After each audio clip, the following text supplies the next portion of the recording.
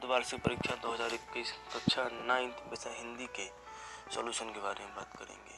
इससे पहले वाले वीडियो में जो मैंने आपको कल दिया था उसमें मैंने हिंदी के बहुत सारे इंपॉर्टेंट क्वेश्चन बताए थे और जो आपको एग्जाम में देखने को मिले होंगे। मैंने बताया था कि बहुत सारे जो क्वेश्चन हैं वो एग्जाम में आपके आ सकते हैं 70 से 80%, और मेरे हिसाब से आप कितने परसेंट जो क्वेश्चन है वो आपके पेपर में आपको देखने को मिले हैं। तो अब यहाँ पे मैं इस वीडियो में आपको जो MCQ होते हैं, जो वस्तुनिष्ठ प्रश्न होते हैं, सही विकल्प वाले क्वेश्चन हैं, 1 से लेके कितने क्वेश्चन आए हैं आपके सही विकल्प के 25 क्वेश्चन आए हैं। 25 क्वेश्चनों के मैं आपको यहाँ पे सॉल्यूशन दूंगा, फिर आप टिक कर लीजिएगा और दिमाग में रख लीजिएगा कितने आपने सही किए कितने गलत किए हैं। तो आपने जो क्वेश्चन करके आए हैं वो सही है गलत, उसके लिए अभी आप जस्ट वीडियो के साथ बने रहें। तो यहाँ पे निर्देश क्या दिए थे, सभी प्रश्न हल करना अनिवार्य है और प्रश्न क्रमांक 1 से लेकर 5 तक क्या है, वस्तुनिष्ठ प्रश्न है। ठीक, यही हमको वो करना है। 1 से लेकर 5 तक जो वस्तुनिष्ठ प्रश्न है वो कितने नंबर के हो गए, 25 नंबर के हो गए। तो उनके लिए अब मैं सीधे वीडियो पे आता हूँ। और हाँ बच्चों, जिसने भी चैनल को सब्सक्राइब नहीं किया है वो सब्सक्राइब कर ले। और भी विषय हैं जिसके मैं इम्पोर्टेंट क्वेश्चन आपको दूंगा, आज भी कुछ दूंगा और कुछ कल भी दूंगा, है ना। तो जितने भी आपके बचे हुए विषय हैं उन सब के मैं आपको इम्पोर्टेंट क्वेश्चन दूंगा। तो इसके लिए आपको वो प्रॉपर टाइम पे मिल जाए तो आप चैनल को सब्सक्राइब कर लें और वीडियो को शेयर भी करें, और भी जो बच्चे हैं उनको भी इसका फ़ायदा मिलना चाहिए। तो स्टार्ट करते हैं। तो देखिए पहला क्वेश्चन, सही विकल्प का चयन कीजिए। सही विकल्प का चयन करना है। तो पहला क्वेश्चन क्या है कि प्रेमचंद का जन्म किस सन में हुआ था। तो आपको पता है, साफ साफ बोला गया सन 1980 में प्रेमचंद का जन्म 1880 में प्रेमचंद का जन्म हुआ था। इसके बाद अगला क्वेश्चन क्या है, संज्ञा सर्वनाम की विशेषता बताने वाले शब्द को आप भी जानते हैं विशेषण कहते हैं ना। जो संज्ञा शब्द के सर्वनाम की विशेषता बताते हैं, संज्ञा सर्वनाम की विशेषता बताने वाले शब्द को क्या कहते हैं, विशेषण कहते हैं। फूला नहीं समाना बाग कह, देखिए ये मुहावरा है, ये मुहावरा है। इसके मिलता जुलता क्वेश्चन आपको सामने भी मिलने वाला है। ये अगले क्वेश्चन में सेम क्वेश्चन आपको रहेगा। तो यहाँ पे देखा जाए तो आपके ऐसे बहुत से क्वेश्चन हैं, 1-2 क्वेश्चन है जो रिपीट हो गए हैं। जैसे फूला नहीं समाना वाला बाग है नहीं, यहाँ पे क्या है वो एक मुहावरा है। इसके बाद राहुल जी ने सन 1929 से 30 में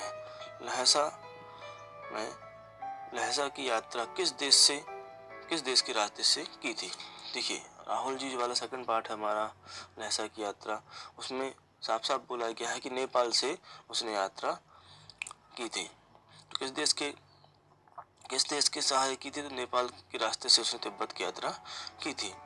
अब क्या है अगला क्वेश्चन क्या है, रिक्त स्थानों की पूर्ति कीजिए। तो यहाँ पे दिया है कि संध्या समय में दोनों बैल अपने खालिस्तान पर पहुंचे। तो आपको पता है ये नए स्थान पहुंचे।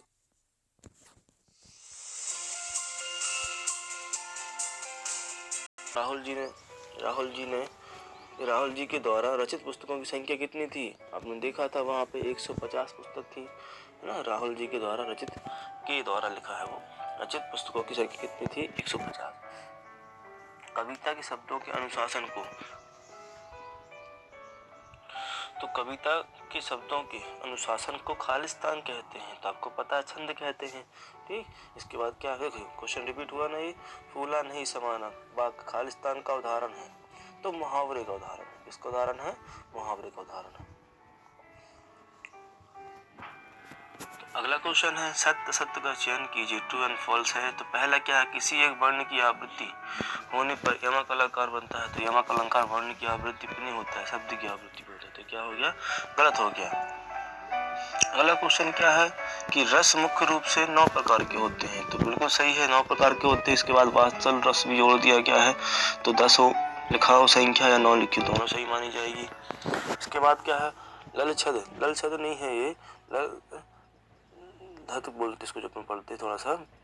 कवित्रियों ने आत्मज्ञान को ही सच्चा ज्ञान बताया है, बिल्कुल सही है। जो कश्मीरी कवित्रियां हैं उन्होंने आत्मज्ञान को ही सच्चा ज्ञान बताया है। अगला क्वेश्चन क्या है, काव्य की शोभा बढ़ाने वाले तत्व को रस कहते हैं। बिल्कुल नहीं कहते, छंद कहते हैं। ठीक, ये गलत हो गया। क्वेश्चन नंबर 4, सही जोड़ी बनाइए। तो कश्मीरी कवि साफ साफ ऊपर दिया है, कौन है, ललित छंद, मतलब जो इसमें ऑप्शन हो गया लास्ट वाला। इसके बाद क्या है, इसके बाद है शब्दों के पूर्व लगने वाले शब्द को क्या कहते हैं? उपसर्ग कहते हैं। कबीर की रचना क्या थी? कबीर ग्रंथावली है, ठीक है। और गधों में गुणों की पराकाष्ठा क्या? ऋषि मुनियों सी, है ना। इस तरीके से आपको अध्याय 1 में ये बताया गया था, दो बैलों की आत्मकथा में। इसके बाद क्वेश्चन नंबर 5, निम्न प्रश्नों के उत्तर एक शब्द या एक वाक्य में दीजिए। तो निपात शब्द किसे कहते हैं? देखिए, इसका उत्तर हमें एक वाक्य में देना होगा। वैसे अवधारक को भी निपात बोध कहते हैं। तो क्या बोला जाता है इसके लिए? तो जो अवयव किसी शब्द के बाद लगकर उसके अर्थ को बल प्रदान करता है। बल मतलब बहुत ज्यादा बल प्रदान करता है। कैसे? अवधारक भी निपात कहलाता है। निपात क्या है? कि जो अवयव किसी शब्द के बाद लगकर उसके अर्थ को बल प्रदान करे, क्या कहलाता है? निपात। जैसे मैं एग्जांपल देता हूँ आपको। जैसे मैंने बोला कल मेरा मित्र भी आएगा, तो जो बी वर्ड हो गया, बी मतलब बल प्रदान कर रहा कि आएगा ही आएगा, मैं बोल रहा हूँ, है ना। इस तरीके से जो शब्द बनते हैं वो क्या कहलाते हैं? निपात कहलाते हैं। अगला क्वेश्चन क्या है? कबीर जी ने पहले पद में किन का विरोध किया है? तो इसका क्वेश्चन आपको बुक में देखना होगा। वैसे बहुत से लोग का विरोध किया है, इसका क्वेश्चन आप बुक से देख लीजिए। तो अगला क्वेश्चन क्या है? गा। लाख नहीं है यहाँ पे, वाक किसे कहा जाता है? तो वाक किसे कहते हैं? ललित दत्त की काव्य शैली को किसे कहते हैं? ललित दत्त की काव्य शैली को वाक कहते हैं। इसके बाद लास्ट क्वेश्चन क्या है? ललित दत्त ने, ऐसा तो लिखा जरूर गलत है वो, ने सच्चा ज्ञान किसे माना था? हमने ऊपर ही पढ़ा था ट्रू एंड फॉल्स में, किसे माना था? आत्मज्ञान को। किसे माना था? आत्मज्ञान को। तो इस तरीके से मैंने क्वेश्चन 5 तक के सारे आपको ऑप्शन बता दिए हैं, है ना। और यहाँ पे आप अपने आंसर को मैच कर लें और पता कर लें कि कितने आपने सही किए, कितने गलत। तो बच्चों, आज के लिए इतना ही। और मैं फिर कहूँगा आपसे कि यदि आपको वीडियो पसंद आता है, आपको हमारी मेहनत का कुछ ऐसा लगता है कि हम आपके लिए कुछ मेहनत कर रहे हैं, तो बिल्कुल चैनल को सब्सक्राइब कर लें और शेयर करें, लाइक करें, ताकि और भी बच्चों को ये वीडियो मिल सके और पहले वाली वीडियो भी मिल सके। और अभी जस्ट कुछ समय बाद मैं आपको अगले पेपर की वीडियो दे दूँगा, इसके इम्पोर्टेंट क्वेश्चन दे दूंगा, ताकि आपको कोई असुविधा ना हो।